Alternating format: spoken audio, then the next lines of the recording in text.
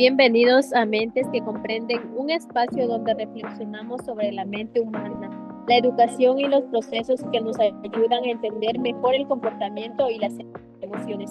Hoy vamos a conversar sobre un tema importante dentro de la psicología y la educación, los argumentos de la psicopatología y el diagnóstico.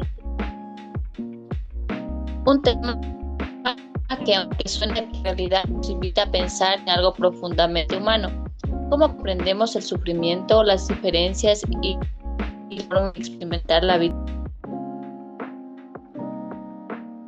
Y es que de cada diagnóstico hay una historia, una realidad, un contexto. La psicología busca precisamente comprender las razones, los orígenes y las manifestaciones de los malestares y emocionales. Por eso, hoy queremos ir más allá de los términos clínicos. Queremos hablar de la mirada ética, emocional y contextual que debe acompañar cualquier proceso diagnóstico. Vamos a recorrer juntos los fundamentos de la psicopatología, sus argumentos principales, cómo el diagnóstico puede convertirse en una herramienta de comprensión y no de exclusión. Así que acompáñanos en este diálogo donde la mente, la emoción y la educación se encuentran para recordarnos que entender siempre es el primer paso para cuidar. Cuando hablamos de psicopatología, nos referimos al estudio de los procesos mentales y emocionales que pueden alterar el equilibrio psicológico de una persona. Pero no se trata solo de identificar trastornos, sino de comprender los mecanismos que los generan. Exacto, Luisa. La psicopatología intenta responder preguntas como ¿por qué algunas personas experimentan ansiedad de mantenerse? ¿Por qué ciertos niños desarrollan conductas disruptivas o retraimiento? Y sobre todo, ¿qué factores biológicos, psicológicos y sociales están influyendo en ello? Los argumentos de la psicopatología parten de que el ser humano es una totalidad. No se puede entender una conducta sin mirar las emociones, el entorno, las experiencias tempranas y la biología. Por eso se dice que la psicopatología tiene un enfoque integrador. Combina lo biológico, lo psicológico y lo social. Sí, y esta integración es lo que permite comprender que no hay un único origen para los trastornos mentales. Un mismo síntoma, como la falta de atención, puede tener causas completamente distintas, desde una alteración neurológica hasta un contexto familiar inestable o una dificultad emocional no resuelta. Por eso, entender la psicopatología es reconocer la complejidad del ser humano, su historia y las múltiples dimensiones que influyen en su salud mental. Los argumentos centrales de la psicopatología. Entre los argumentos fundamentales encontramos el biológico, que explica que muchos procesos psicológicos están vinculados al funcionamiento del cerebro, la genética y la química corporal. Este enfoque ayuda a comprender, por ejemplo, por qué ciertos trastornos se manifiestan desde edades tempranas o tienen componentes hereditarios. Luego está el argumento psicológico, que se centra en las emociones, los pensamientos y la personalidad. Aquí se analizan los conflictos internos, las experiencias tempranas, las relaciones afectivas y los aprendizajes que moldean la conducta. Y no podemos dejar de lado el argumento social y cultural.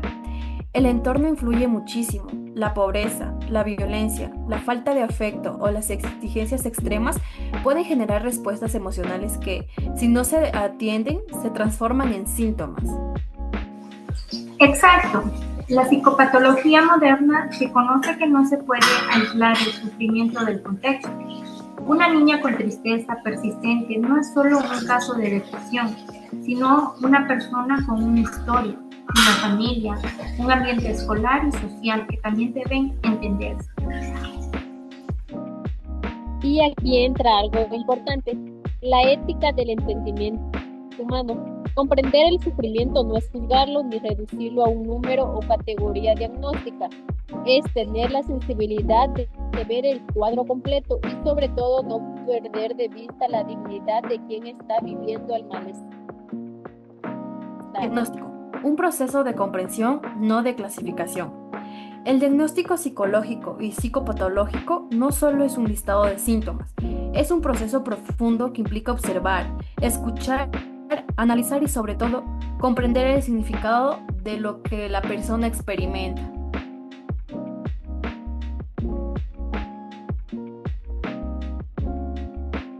Cuando se habla de diagnóstico, muchas veces se piensa en etiquetas como ansiedad generalizada o TDAH. Pero el verdadero valor del diagnóstico está en su capacidad para orientar una intervención, no para definir la identidad de alguien. Y ese proceso debe ser gradual y cuidadoso. Involucra entrevistas, pruebas, observación del comportamiento, historia clínica, información familiar y social. Todo esto se entrelaza para construir un retrato más fiel de la realidad del individuo. Algo importante es que el diagnóstico debe tener una intención positiva y constructiva. No debe servir para excluir o estigmatizar, sino para crear rutas de acompañamiento, adaptación, bienestar. Y cuando el diagnóstico se realiza en el contexto educativo, cobra todavía más sentido, permite detectar necesidades, ajustar estrategias pedagógicas y garantizar una educación inclusiva que responda a las diferencias individuales. El papel de la ética y la sensibilidad. La psicopatología y el diagnóstico no pueden desligarse de la ética. Cada palabra que se usa, cada interpretación que se hace, tiene un impacto en la persona diagnosticada y en su entorno. Por eso se habla de ética del cuidado y de la escucha. Diagnosticar implica entrar en la vida emocional de alguien, y eso requiere respeto, confidencialidad y empatía. Además, hay que entender que el diagnóstico no es definitivo. Dinosaurio. Guayo.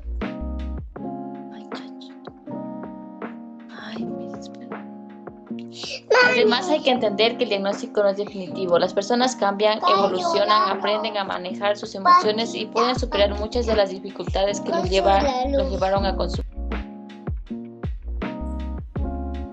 Cuando la psicología y la evaluación se unen, el diagnóstico se transforma en una herramienta para el crecimiento, no en una sentencia. La ética entonces nos recuerda que la verdadera tarea no es poner nombres, sino abrir caminos para la comprensión, el apoyo y la transformación personal. Psicopatología y el diagnóstico en el contexto educativo. En la escuela, la psicopatología tiene una función preventiva y formativa. Los docentes y orientadores pueden identificar señales tempranas de dificultades emocionales, sociales o cognitivas. Pero la escuela no debe convertirse en un espacio de diagnóstico clínico, sino en un espacio de observación, contención y acompañamiento. Cuando se detectan signos de alarma, la comunicación entre familia y profesionales de la salud mental es clave. Ese trabajo conjunto evita la estigmatización y favorece la comprensión integral del estudiante. La educación emocional, el respeto por la diversidad y la promoción del bienestar mental deben ser pilares dentro de la... Solo así podremos construir una educación que no solo enseñe contenidos, sino que entienda las emociones y acompañe el desarrollo humano en toda su complejidad.